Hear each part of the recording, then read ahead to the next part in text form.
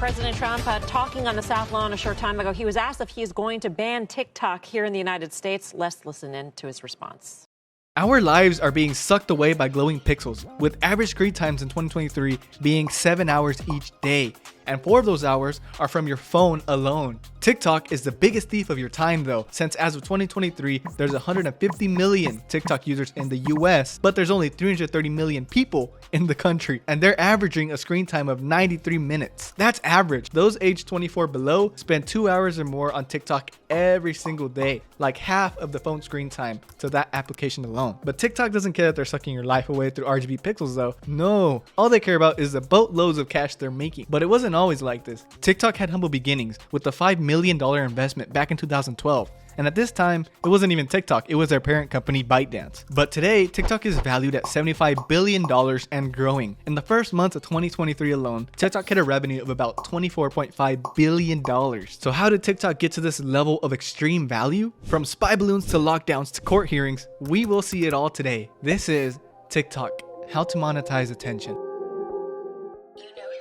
So back in 2012, when everyone thought the world was going to be destroyed because the Mayans didn't finish their calendar, this man, Zhang Yimin, which I'm sure that's not how you pronounce his name, I'm just going to say Zhang, he was living in China and he had an ambition. He was looking to create something and found inspiration in providing solutions for smartphone users in China. During this time, smartphones were starting to grow exponentially. They were in everyone's households and everyone's pockets, and this was the year the iPhone 5 was released, by the way, but it was difficult to find information on mobile apps in or from China because only a platform called Baidu existed, but this platform was mangled with random ads and had a poorly optimized search engine. And keep in mind that the big platforms we all know, like YouTube, are banned in China. Zhang was looking to optimize AI to recommend content to its users, but there was just one little problem.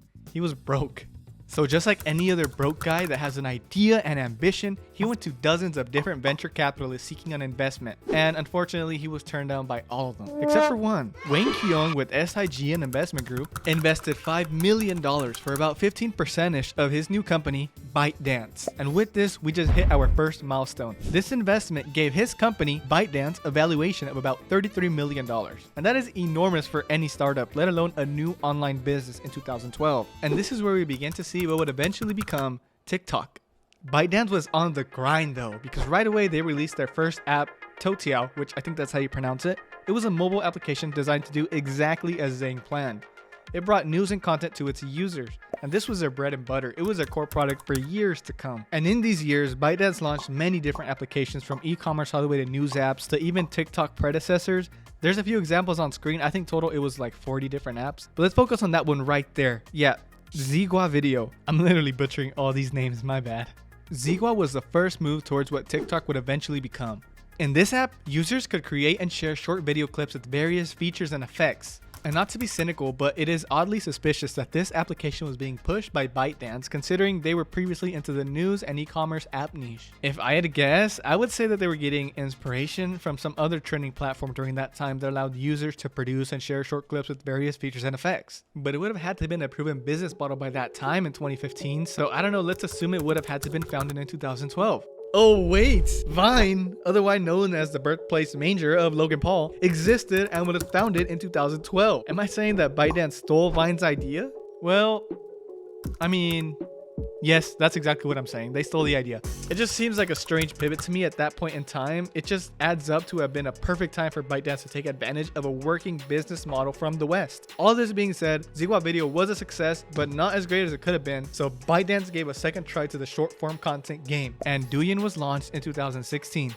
Douyin was a hit in China. It's even known as China's TikTok because it's literally the exact same thing as TikTok, but specifically for the Chinese audience. It still exists today with users on the platform consistently growing. So ByteDance was killing it. It's hard to get net worth estimates at this time since most of negotiations and business deals were made in China, but we can start getting fiscal with it here. So Zhang wanted to go borderless with ByteDance, and after seeing the success of Douyin and the imminent shutdown of Vine, TikTok was finally born in September of 2016, but TikTok had one problem. Their entire user base was from China. So how do you get a giant user base outside of China in a quick amount of time? Do you spend billions in order to get your application from the ground up in the other parts of the world with no data at all? Or do you buy out another application? Oh, Vine. Wait, Vine was shutting down because of the monetization struggles though. If there was only another mobile app that existed at the same time that focused on short form content, used different sounds, and had various features and effects, with a large user base in the US. Oh wait, Musical.ly existed. Yeah, I know you cringe when you watch those old videos where you held your phone up in one hand and recorded yourself singing with the other, and you had some hand choreography with the other hand. You cannot hide today. But back to the fiscality of it, ByteDance acquired Musical.ly for a whopping $1 billion deal. And thus, TikTok got its feet through the door, or should I say out the door, into the rest of the world. So with this, TikTok packed their bags, booked a flight, and flew across the horizon to the rest of the world, gaining millions more users. But ByteDance had his eyes set on the US. You can't make this stuff up. Look at this timing. Douyin was launched September 2016. Vine was shut down January 2017. ByteDance acquired Musical.ly November 2017, and TikTok merged with Musical.ly and becomes available in the US August 2018. Like, Vine, Musical.ly, and the rest were playing checkers, while ByteDance was over here playing chess. And TikTok checkmated every single American social media company. In that 2018 year, TikTok hit a revenue of 150 million and was downloaded a total of 200 million times. Talk about growth. I mean, this is so much growth that just 1 year later, in 2019, they hit 1 billion downloads. That's an insane number that many applications took decades to reach. I hadn't heard of this kind of growth since Flappy Bird, and that's saying something. But what's surprising here is that TikTok revenue did not grow proportional to their downloads. Their total 2019 revenue was 350 million, which is more than the previous year, but with 5 times more downloads, TikTok was really needing to go back to the drawing board if they wanted to stay afloat. But why could this lack of revenue be? Well, you see, up until now, TikTok really focused on the creators of the platform, supporting them through various different ways, like even inviting some back to ByteDance HQ. But TikTok couldn't keep doing this forever. With literally billions having access to the platform, they were only generating $1/3 of $1 billion in revenue. At this point, TikTok's main source of revenue was from in-app purchases of gifts that viewers could give to their favorite creators when they were live streaming, so it was not very profitable. And this is where most companies fail because they attempt to raise more capital through subscription services, selling products or services, and just other quick cash grabs. TikTok, on the other hand, was cooking. I mean, TikTok was in the studio burning down the place with new revenue strategies. When the entire world was entering a pandemic, TikTok was on the grind. You remember lockdowns in 2020? It just feels like a fever dream now. But it was perfect for TikTok. Everyone was locked in their homes with nothing to do but stream and mindlessly scroll. I mean, it was just perfect timing for TikTok. Maybe too perfect. This is where things start to get juicy. So rub your eyes out and dopamine detox your brain because here we go. Lockdown started in March 2020 and TikTok began testing ads in 2020 as well. TikTok reportedly had 1.6 billion downloads at this time and reached 700 million active users. So TikTok did cook and now has a huge meal in front of them, and they started to optimize their platform to retain attention, such as taking out less buttons from the For You page while scrolling. As they started testing ads, TikTok started getting huge companies that would pay to get their ads in front of a scroll-addicted audience. So much so that TikTok had ended this year with $2.6 billion in revenue. Let's put that into perspective here. They literally increased their revenue in 1 year by 750%. From 350 million to 2.25 billion. It was clear now, attention had become the oil of the 2020s. And with this, TikTok was given a $50 billion valuation. So now the people, individuals like you and me, have become a game to TikTok. The more you can mindlessly scroll the app, the more money they make. And they were in a perfect position because just 1 year later in 2021, lockdowns were still in place and more people started to download TikTok, myself included, to see what all the hype was about. And with that 2021 year passing, TikTok hit 2.5 billion downloads and 902 million active users. Once again, TikTok doubled their revenue to $4.7 billion. Like they literally had a money printer back at ByteDance HQ.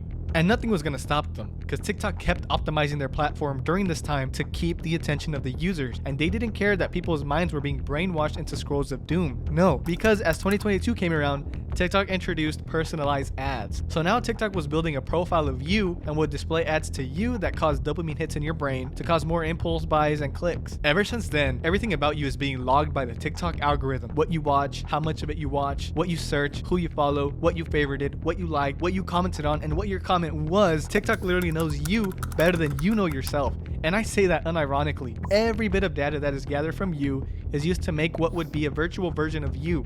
And of course, TikTok didn't care about the whole morality of this, because TikTok ended this year, 2022, with $9.4 billion in revenue and 3.3 billion downloads. But this did cause concern among many people around the world. And in response, some countries such as India even banned TikTok completely. And the US had many court hearings with TikTok and underwent many investigations because the timing of a 200-foot tall Chinese spy balloon crossing the US at 60,000 feet was not helping TikTok's case. Political parties began saying that TikTok should be banned, but which side was right? Well, current year 2023 came in and had TikTok fearing for its life. CEO Shou Chu testified before Congress and was grilled with questions. US Congress just kept hitting him hard with tough to answer statements. Yeah, I'm just kidding. That's not what happened at all. We all remember this. The US Congress is at a very high median age right now, so many of them don't understand the inner workings of modern applications. So honestly, they kind of made a fool of themselves, and Shou outshined everyone for the most part. The court hearings were posted all over TikTok and was received favorably by the majority of the TikTok audience. People even made edits of him talking back to Congress stating how TikTok was going to stand for free speech and was not going to let government interfere with its company value.